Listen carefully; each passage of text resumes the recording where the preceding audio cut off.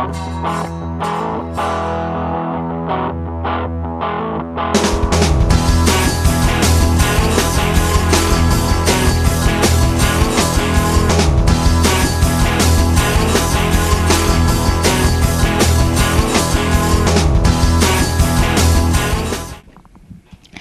Webster City Middle School, it's Taylor. And John, and it's February 24th, and welcome to our 13th show from the middle. With all these lovely snow days and Mrs. Brock becoming crippled, we have missed a few days of our From the Middle. So let's get caught up with some scuba diving lessons from the 5th graders. What's up? This is James, and have you ever dived to 60 feet? Well, Mr. and Mrs. Gorley can easily when they go scuba diving. On February 3rd, they came to our school and told us about all the fish they see and their equipment they use. They told us about all their experiences because we're studying the sea in science. The fish range in sizes from 20 feet to 2 inches. Their equipment included scuba tanks, computers, flippers, and of course a giant wetsuit made of a lot of rubber. Now, if you're thinking about scuba diving, you have to be able to swim fluently, and you must be at least 12 years old. Now here's Grace with some more interesting facts on the sea. Hi, Grace here with the awesomest site to see, that is seasky.org. It's a really cool site where you can research and play games on the ocean's wonders and the galaxy's mysteries.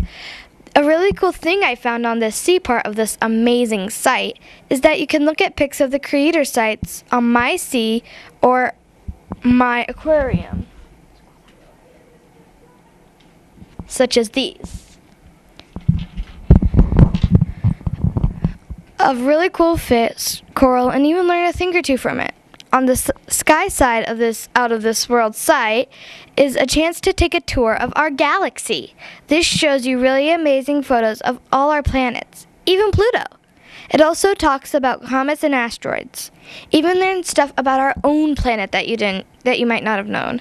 I know I sure learned a lot. What can you teach us, anchors?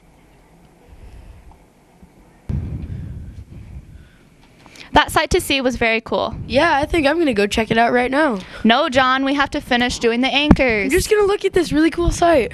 Okay, while John does that, I will send us off to the 6th graders with science. Wow, I hope I never run into an anglerfish. Have you ever tried to feel your pulse? Hi, this is Cassidy, and that is what the 6th graders are doing in science.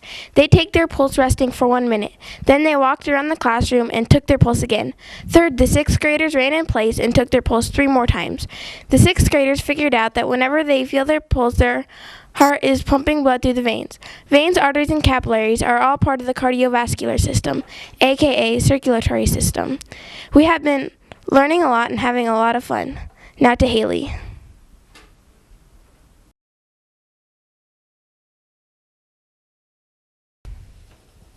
Have you ever mummified a chicken? This is Haley, and we'll hear more about chickens later. I'm here with Mrs. Turpin. And Mrs. Turpin, how long have you been teaching? This is my 8th year teaching, 5 years in Webster City and about 2 years in Charles City, 2.5 years. So. And this is your first year teaching 6th grade? It is. Last year I taught 5th grade. What is your most memorable experience as a teacher? Probably would have to be when I taught in Charles City. I taught a little boy who didn't speak and he had a communication device, and he kept telling me, I want to see, I want to see, I want to see. And we figured out he just wanted to sit in on everybody's classroom. And so we did that for like 2 weeks. And since you taught 5th grade last year, what do you think is the most difficult thing to adjust to? In 5th grade, as a teacher, my days were less hectic, meaning that when I had a team meeting, I knew exactly what day I went where. This year, I'm not exactly sure ever where I'm supposed to be which day. By the way, how is your chicken doing? Bob. You've heard about Bob. Bob's doing well. Can I show Bob? Okay. This is Bob. He's doing pretty well. We've gotten to stage 2 of our mummification process, meaning that he's had his salt changed once, and he is progressing rather nicely, we think. That sounds really cool. I hope Bob makes a nice mummy. Now back to Taylor and John.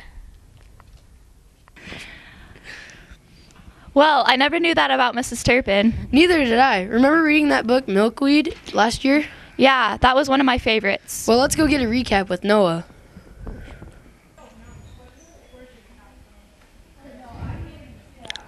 Oh no, what's gonna happen? Oh hi, I'd like to introduce myself, Noah.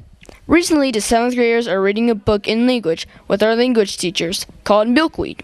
The story takes place in World War II in Warsaw, Poland. A small kid who thought his name was Stop Thief was renamed to Misha by Yuri, who also gave him a made-up history. Misha met Yuri when they were trying to steal a loaf of bread from a lady who wore a fox around her neck. Yuri realized how fast Misha was and how small he was. So Yuri tries to get Misha to join his gang because he can get them more food supply. Later in the story, Hitler and his jackboots take over the Jews and gypsies and put them in the ghetto. And Yuri, a smart older kid of the gang, always has to keep Misha out of trouble. Yet Misha doesn't know much about anything, and he didn't know a lot of people at the beginning, and was very filthy, which made him thought to be a gypsy by his gang. Misha is a kind boy, and he is learning from Yuri, but the Jews and gypsies are struggling for survival. The 7th graders will be learning more about the Holocaust in 8th grade. I am hoping to know what happens next in this interesting story. Thank you. Hey WCMS, it's Maddie here.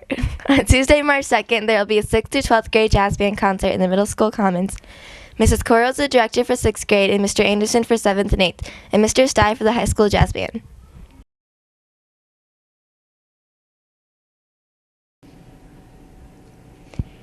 Hey, Sarah here with this week's Focus On segment. I'm here with Alexis and Skylar to learn more about what they're doing outside of school. What exactly are you guys doing? We're raising money for AIDS orphans in Africa. Is there a certain reason? If so, why? We are doing this because $10 can buy a school uniform for a child, and other proceeds can go toward building water wells for fresh water. What is your organization called? We're going through an organization called Kids Caring for Kids, which we heard through from Channel 1. How and where are you collecting money? We are collecting loose change and selling flowers for Valentine's Day, and we also set up a webpage on kidscaringforkids.org called Skylar and Alexis's Colorful Helping Hands, where online donations are accepted. We placed a loose change jar, designer graphics, and gave jars to 2 of the leaders at my church, and they collected money for us. We are also selling Kids Caring for Kids shirts too, which look like these. When did you start, and how long do you plan to keep collecting money? We started collecting on January 13th, and we don't really plan to stop, but maybe when we reach our goal. What is your goal? Our goal right now is $500. How much money have you already raised? We have raised $46.28, not including the money we earned from our flower sales and our loose change from designer graphics, and we plan on having many more fundraisers to reach our goal. Thanks, you two, and good luck. Now here are our anchors.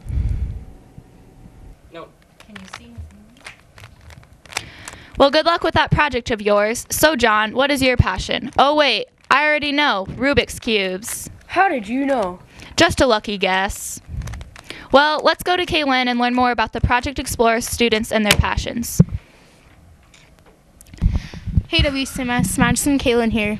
We are here today to tell you about what we are doing in our 8th grade Project Explorer class. We just got done with our Impressionist unit, and now we are starting our passion project. For those of you who don't know exactly what a passion is, it is any powerful or compelling emotion towards something, or having a strong animist feeling, such as desire of admiration, such as love or hate. Each of the students in our class get to pick the topic they are going to give their presentation on. They also get to choose the way they will present it to our class. When you have a passion for something, you are very interested in it, and will probably continue being interested in it for years to come. For example, one of Madison's greatest passions are dinosaurs. She would present this to our class by giving background information about dinosaurs and giving examples of them, such as these. This project will last approximately 3 weeks, and it fits right in with schedule since we all had to be passionate for Valentine's Day. Valentine's Day. Perfect for passions. And candy hearts. Yeah, those two. Well, Madison, we better go get finished on our passion projects. Agreed. Indeed. I'm Madison. And I'm Kaylin. And we're out.